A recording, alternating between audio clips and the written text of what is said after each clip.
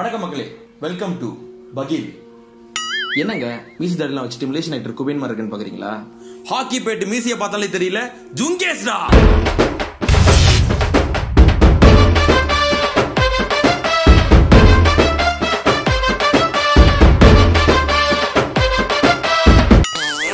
இந்த வாரம் நம்ம ராத்திரி நேரத்து பூஜையோட செகண்ட் எபிசோட் வந்திருக்கோம்.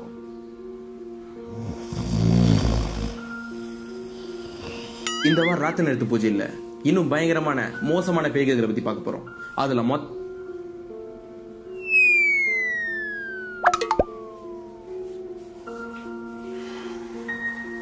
மொத கதை போன வார வீடியோல உங்ககிட்ட ஏதாச்சும் பேய் கதை இருந்தா எங்களுக்கு அனுப்புன்னு சொல்லி கேட்டிருந்தோம்.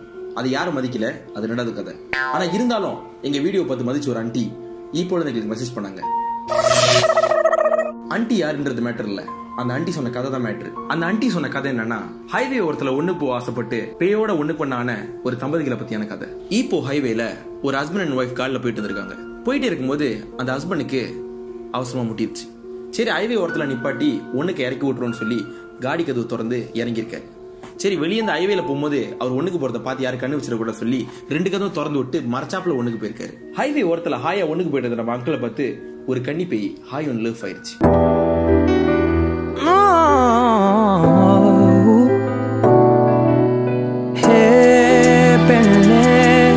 என் நெஞ்சில் சாய்ந்து சாய்கிறாய் நீ அருகில் புரி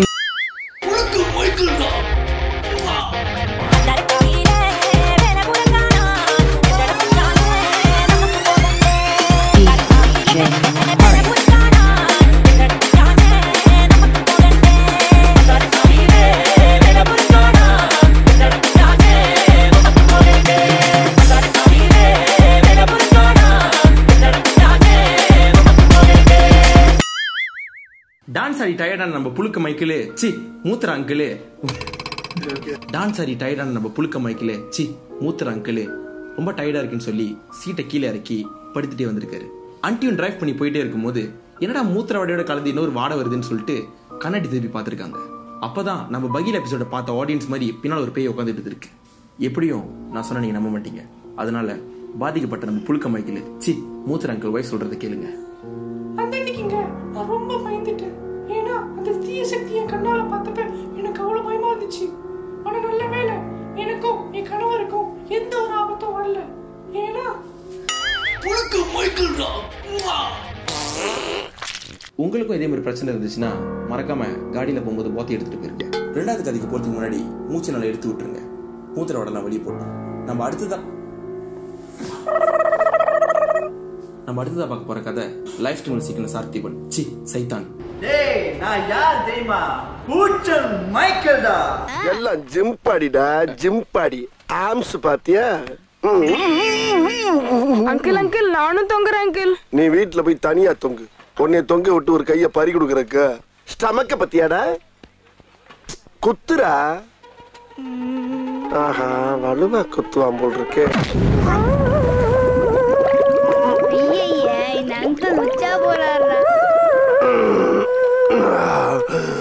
டேய், நான் யார் தெரியுமா? பூச்சல் மைக்கேல் டா.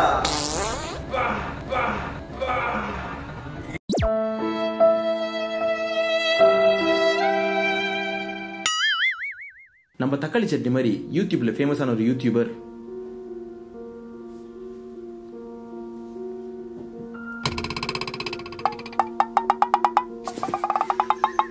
தக்காளி சட்னி மாதிரி ஃபேமஸான ஒரு யூடியூபர் எப்போதும் அவன் கேம் நடக்கும்போது லைவ் ஸ்ட்ரீம் பண்ணுவான். அந்த அன்னைக்கும் அதே மாதிரி லைவ் ஸ்ட்ரீம் பண்ணலான்னு சொல்லிட்டு லேப்டாப் திறந்து உட்காந்துருக்கும் போது அவன் ஃப்ரெண்டு கால் பண்ணிட்டு, மச்சான் என் வீட்டில் இன்னைக்கு யாரும் இல்லை, நான் வெளியூருக்கு போறேன், என் நாய்க்குட்டி பார்த்துட்டு சொன்னா வீட்டுக்கு வரியான்னு கேட்டிருக்கான். இவனும் சரி மச்சான் நாய்க்குட்டி தானேன்னு சொல்லிட்டு வந்திருக்கான். அவன் வீட்டுக்கு வந்ததுக்கு அப்புறம் அவன் நாய்க்கு சாப்பாடெல்லாம் போட்டு நாயை போய் ஹாலில் கட்டி போட்டு இவன் போய் ஒரு இடத்துல உட்காந்து கரெக்டாக கேமராலாம் செட் பண்ணிட்டு கேம் விளையாடிட்டே லைவ் ஸ்ட்ரீம் பண்ண ஆரம்பிக்கிறான்.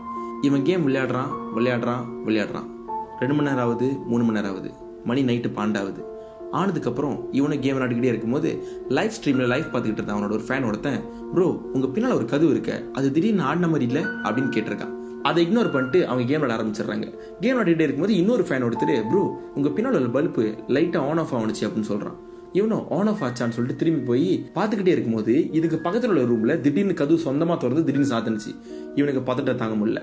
வேகமாக ஓடி வந்து சரி லேப்டாப்லாம் எடுத்துகிட்டு கிளம்பிடுவோன்னு சொல்லிட்டு ஜாமான்லாம் எடுத்துக்கிட்டு இருக்கும்போது அவனுக்கு பின்னால் உள்ள ஒரு டேபிளில் ஒரு பாக்ஸ் இருக்குது. அந்த பாக்ஸு சொந்தமாக பறந்து போய் கீழே விழுவுது. அப்போ தான் அவங்க புரிஞ்சுக்கிட்டாங்க வீட்டுக்குள்ளே ஒரு அக்கா இருக்காங்கன்னு. இது நடந்ததுக்கப்புறம் பயபுல எல்லா ஜாமையும் பேக் பண்ணிக்கிட்டு நாயை கூட்டிக்கிட்டு அவன் வீட்டுக்கே போயிடுச்சு. இனிமே உங்கள் ஃப்ரெண்டு யாராச்சும் நாயை பார்த்துக்கிறேன்னு கேட்டால் இலவச இணைப்பாக பேய் வருமானு கேட்டுக்குங்க.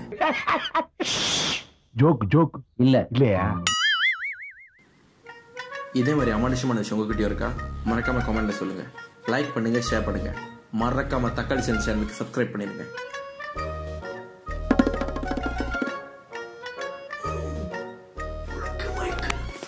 அப்பாலே போ சாத்தானே. பேயா எங்க என் முன்னாடி வர சொல்ல செவில 2 அப்பா அப்புறம் எனக்கு ரொம்ப நாளா பேய பார்க்கணும் ஆசைதான். பயப்புல பயந்துட்டு நம்ம முன்னாடி வரதே இல்லை. நான்லாம் ஆவியே மூவி கூட்டு போற ஆளு. என் கிட்ட போய் பெல் அடிச்சுட்டு போயிருக்கேன்.